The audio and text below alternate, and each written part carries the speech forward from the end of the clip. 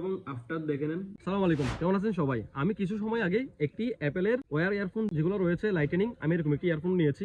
এখন এগুলোর প্রাইস আপনারা হয়তো জেনে থাকবেন।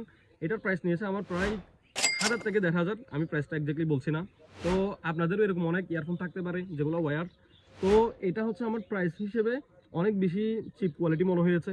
এটা অনেক বেশি নর্মাল। তো আমি চাচ্ছিলাম কি এটাকে এমনভাবে মডিফাই করার জন্য যাতে এটা একটু মজবুত হয়ে যায়, একটু স্ট্রং হয়ে যায়। আপনারাও চাইলে আপনাদের যে প্রিয় ইয়ারফোনটা রয়েছে সেটাকে একটু মডিফাই করে আর একটু মজবুত করে নিতে পারেন। তো এটাকে আমি মডিফাই করার জন্য দেখতে পাচ্ছেন যে মানুষকে ব্লাড দেওয়ার জন্য যে এক প্রকারের পাইপ ইউজ করা হয় চিকন টাইপের, আমি একটু দেখাচ্ছি আপনাদের। এই যে, তো গাইস এই যে দেখতে পাচ্ছেন আমরা হচ্ছে এটা দিয়ে এখন আমাদের যে কাঙ্ক্ষিত ইয়ারফোনটা রয়েছে এটাকে আমরা মডিফাই করব, এমনভাবে মডিফাই করব যাতে এটা একটু স্ট্রং হয়ে যায়, আগে থেকে একটু শক্তপোক্ত হয়ে যায়, যাতে এটাকে আমরা আমাদের দৈনন্দিন জীবনে ভালোভাবে ইউজ করতে পারি। তো আপনারাও চাইলে এটা করতে পারেন। তবে চলেন এটা আমি আপনাদের করে দেখাচ্ছি। এখানে আমরা মোটা টাইপের পাইপের সাথে সাথে একটি চিকন টাইপের পাইপ নিয়েছি। এই যে দেখতে পাচ্ছেন এটা আমাদের প্রাইস পড়েছে 5 টাকা করে। এটা নেওয়ার কারণ হচ্ছে এখানে আমাদের ইয়ারফোনের মধ্যে যে বাডসগুলো রয়েছে ওই বাডসের যে চিকন তার রয়েছে ওগুলোর জন্য, আর মোটাটা নিয়েছিলাম মোটা তারের জন্য। এখানে মোটা পাইপের প্রাইস নিয়েছে আমাদের কাছ থেকে 37 টাকা। অর্থাৎ আপনারা বুঝতেই পারছেন অনেক অল্প মূল্যে আপনাদের প্রিয় ইয়ারফোনটি আপনারা মডিফাই করে নিতে পারবেন। এখন আমরা পাইপের অতিরিক্ত অংশগুলো কেটে নিয়েছি। এখন আমরা এই পাইপের ঠিক মাঝ বরাবর আমরা এটাকে কেটে নিব। ঠিক মাঝখানে আমি যেভাবে কাটছি দেখতে পাচ্ছেন। এখন আমাদের পাইপটি কাটা শেষ হয়ে গেলে আমরা পাইপের মাঝখানে কাটা অংশ দিয়ে আমাদের ইয়ারফোনটি ঢুকিয়ে নিচ্ছি। দেখতে পাচ্ছেন আমি যেভাবে ঢুকাচ্ছি ঠিক সেভাবে আপনারা ঢুকিয়ে নেবেন। এখন তার পাইপের মধ্যে ঢুকানো শেষ হয়ে গেলে আমরা অতিরিক্ত যে অংশটা রয়েছে যতটুকু সেটা আমরা কেটে নিচ্ছি। অর্থাৎ বাডসের যে দুইটা তার আলাদা হয়ে গিয়েছে এই দুইটা তার পর্যন্ত আমরা কেটে নিচ্ছি। এরপর আপনারা পাইপের ভিতরের অংশে আটা লাগিয়ে নেবেন।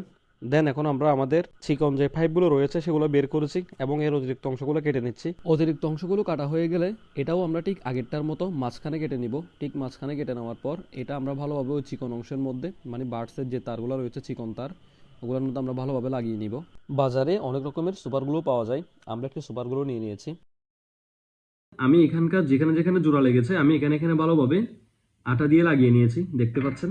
এই যে এখন হচ্ছে এটা শুকানোর পালা। এটা একটু শুকিয়ে যাক, দেন দেখবেন এটা অনেক মজবুত হয়ে গিয়েছে। এটা অলরেডি অনেক মজবুত হয়েছে, দেখতে পাচ্ছেন খোলা ছিল। তো আপনারা বিফোর এবং আফটার দেখলে দেন বুঝতে পারবেন। এই যে দেখেন এটা, আর হচ্ছে এগুলো কত চিকন ছিল, এগুলো কতটা চিকন ছিল, এখন কত মোটা হয়েছে দেখেন। মোটা হয়েছে তা বড় কথা না, এটা অনেক বেশি মজবুত হয়ে গিয়েছে। তো এখন এটা আমরা শুকাতে দিই, দেন সকালে দেখা যাবে। তবে চলেন। তো গাইস এখন হচ্ছে রাত অনেক হয়েছে, এটা আমাদের শেষ করতে করতে অনেক টাইম লেগেছে। তো এখন এটা আমরা শুকাতে দিয়েছি। আপনারা এইভাবেই আপনাদের প্রিয় যে ওয়্যারের ইয়ারফোন যেটা রয়েছে সেটাকে আপনারা চাইলে এইভাবে মডিফাই করে নিতে পারেন, এটা অনেক মজবুত হয়ে যাবে।